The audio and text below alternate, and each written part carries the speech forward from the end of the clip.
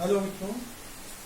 अब मैं पहले चैप्टर जो आपको प्रोवाइड कर चुका था नोट्स के रूप में, रसायन विज्ञान की कुछ मूल अवधारणाएं, जिसको मैं पढ़ाने जा रहा हूं, जिसमें मैं तत्व के बारे में बता रहा हूं। तत्व क्या है? यानी पृथ्वी से कोई भी पदार्थ आपको जिस अवस्था में मिले वो तत्व कहलाता है। तत्व क्या है? एक अविभाज्य कण है जिसको विभाजित नहीं किया जा सकता है। जिस रूप में तत्व मिले, जिस रूप में जो पदार्थ मिले, वो हमारा क्या है?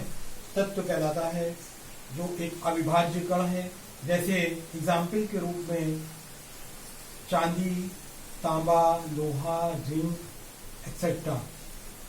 अब तत्व का मतलब एक अविभाज्य कण, यानी चांदी के को ले लें आप, या तांबे को ले लें, लोहा को ले लें, या जिंक को ले लें। इसको आप टुकड़ों के रूप में कितना भी विभाजित कर दें, मगर वो हर एक छोटा से छोटा टुकड़ा एक अपने ही उसका अपना अस्तित्व खत्म नहीं होता। वो उसके गुण उसके ही रूप में रहेंगे। जैसे लोहे को बुरादे के रूप में बना ले और चुंबक के आगे रख दें तो वो अपना आकर्षित होने का गुण नहीं छोड़ेगा। यानी चुंबक के सामने लोहे का वो चूर्ण आकर्षित हो जाएगा, यानी उसके गुण खत्म नहीं होंगे। यानी एक अविभाज्य कण है। परमाणु क्या होता है? किसी भी पदार्थ का वो सूक्ष्मतम कण, यानी किसी तत्व का सबसे सूक्ष्मतम कण परमाणु कहलाता है। इस शब्द की उत्पत्ति लैटिन भाषा के एटोमियो वर्ड से हुई है। एटोमियो वर्ड से हुई है, मीन्स तत्व का सबसे सूक्ष्मतम कण हमारा परमाणु कहलाता है। यानी जो कि अविभाज्य है, जिसको विभाजित नहीं किया जा सकता है और स्वतंत्र अवस्था में रह सकता है। और स्वतंत्र अवस्था में तो नहीं रह सकता, परंतु रासायनिक अभिक्रिया में भाग लेता है। जैसे हाइड्रोजन का सिंगल परमाणु H लिखा जाएगा, और हाइड्रोजन परमाणुओं में सबसे छोटा परमाणु कहलाता है। आइए अब परमाणु के बाद अणु की बात करते हैं। अणु क्या है? अणु एग्जाम्पल के तौर पर अणु कुछ समपरमाणु भी होते हैं, कुछ विषम परमाणु भी होते हैं। यानी परमाणुओं से मिलकर अणु का निर्माण होता है। यानी हाइड्रोजन जिस तरह एक सबसे छोटा परमाणु था, अगर H प्लस H मिला दिया जाए तो ये हो जाएगा हाइड्रोजन गैस, और ये हाइड्रोजन गैस बन गई। तो इसका मतलब परमाणु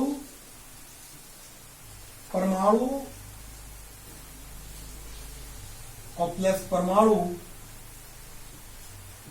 मिलकर अणु बनाते हैं। इसका मतलब परमाणुओं से मिलकर अणु का निर्माण होता है, और जो स्वतंत्र अवस्था में रह सकता है। ठीक है, तो इसका मतलब परमाणु से बड़ी इकाई अणु हो गई। तो जो परमाणु या एक ही प्रकार के परमाणु से मिलकर बने उन्हें सम परमाणु कहते हैं। जो भिन्न भिन्न परमाणुओं से मिलकर बने उन्हें हम विषम परमाणु कहते हैं। तो इसमें द्विपरमाणु भी हो सकते हैं, 3 और 1, 4 परमाणु भी हो सकते हैं, यानी 2, 1, 3 त्रिपरमाणु भी हो सकते हैं। इसका मतलब संख्या के आधार पर ये जो संख्या लिखी है ये परमाणुओं की संख्या को प्रदर्शित करती है।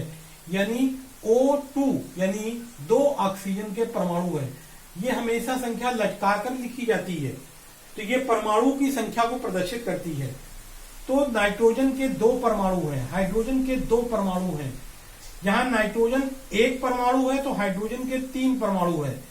यानी ये अमोनिया का एक अणु है, यह पानी का एक अणु है, जिसके अंदर 2 प्लस 1 बराबर 3 परमाणु है।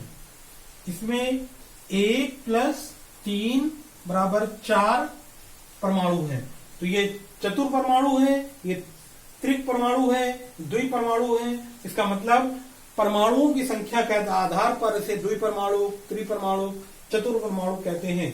जब एक ही परमाणु हो तो उसे सम परमाणु, और दो या दो से अधिक प्रकार के परमाणुओं से मिलकर बना हो उसे विषम परमाणु कहते हैं। इसका मतलब परमाणुओं से मिलकर जो अवस्था तैयार हो उसे हम अणु कहते हैं। ठीक है, ये स्वतंत्र और अणु कैसे होते हैं? स्वतंत्र अवस्था में। जैसे हाइड्रोजन, ऑक्सीजन, ये हमारे क्या होते हैं? स्वतंत्र अवस्था में होते हैं। तो गैस के मॉलिक्यूल्स आप देखते हैं, हाइड्रोजन गैस जिसे हम कहते हैं वो H2 होती है। ऑक्सीजन गैस जिसे हम HO2 कहते हैं। तो ये सब स्वतंत्र अवस्था में वायुमंडल में मौजूद है। ऑक्सीजन जो कि सबसे ज्यादा 78% नाइट्रोजन होती है और 1.0 समथिंग % ऑक्सीजन होती है, जिसको हम लोग ऑक्सीजन के रूप में लेते हैं। तो कहने का तात्पर्य है अणु रासायनिक अभिक्रिया में भाग नहीं लेते मगर स्वतंत्र अवस्था में रहते हैं, जबकि ये रासायनिक अभिक्रिया में भाग लेते हैं, स्वतंत्र अवस्था में नहीं रहते।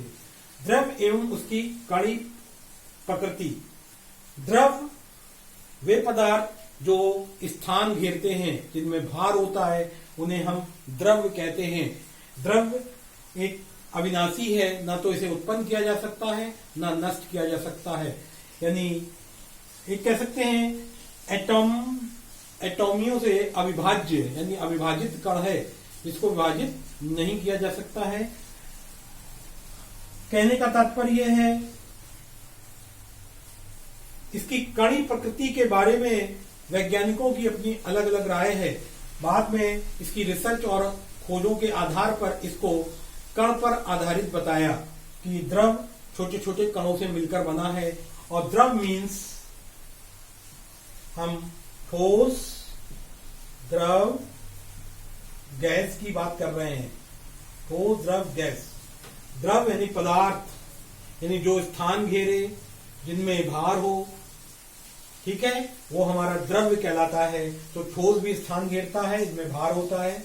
द्रव यानी लिक्विड, जिसमें भार होता है और स्थान घेरता है। गैस जो भारी भी होती है और स्थान घेरती है। तो हर वो पदार्थ जो स्थान घेरे, जिनमें भार हो, उसे हम द्रव कहते हैं। और ये कण की प्रकृति पर आधारित होता है। यानी आधुनिक खोजों के आधार पर ये निकल कर आया कि कण पर आधारित ही होता है। और डाल्टन ने इस बात को सिद्ध कर दिया। डाल्टन ने अपना परमाणु सिद्धांत दिया। डाल्टन के परमाणु सिद्धांत के अनुसार, इस सिद्धांत के अनुसार, यानी परमाणु क्या होता है? परमाणु में यानी द्रव या इसमें परमाणु छोटे छोटे कण, यानी पदार्थ कोई भी हो, छोटे छोटे कणों से मिलकर बना होता है। यानी पदार्थ छोटे छोटे कणों से मिलकर बना होता है, जिसे हम परमाणु कहते हैं। जिसे परमाणु कहते हैं। और परमाणु क्या होता है? एक अविभाज्य कण है। परमाणु क्या होता है? अविभाज्य कण है। मीन्स द्रव अविनाशी है, ना तो इसे उत्पन्न किया जा सकता है ना नष्ट किया जा सकता है। अविभाज्य, जिसका कोई विभाजन ना हो, यानी इसको कितने भी टुकड़े करते जाएं तो प्रत्येक टुकड़ा स्वयं अपने गुण नहीं त्यागता। जैसे लोहे का एक टुकड़ा ले ले, उसके कितना भी बुरादा बना दे, मगर चुंबक के आगे रखते ही वो आकर्षित हो जाएगा।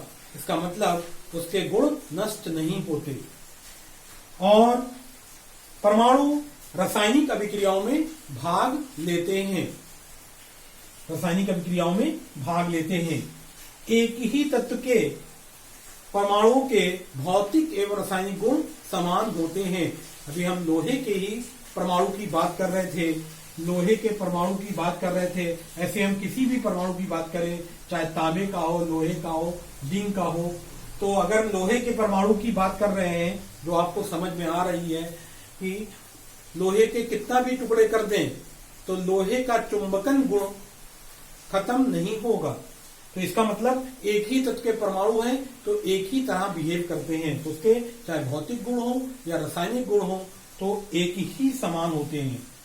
एक ही समान होते हैं। विभिन्न तत्वों के भौतिक रासायनिक गुण भिन्न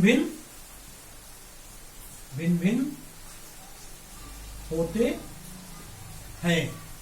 ये था डाल्टन का परमाणु सिद्धांत। तो इसी प्रकार परमाणु अणु के बाद इनके परमाणु किस प्रकार रासायनिक अभिक्रिया में भाग लेते हैं, रासायनिक संयोग के नियम। आइए रासायनिक संयोग के नियम पर हम ध्यान देते हैं।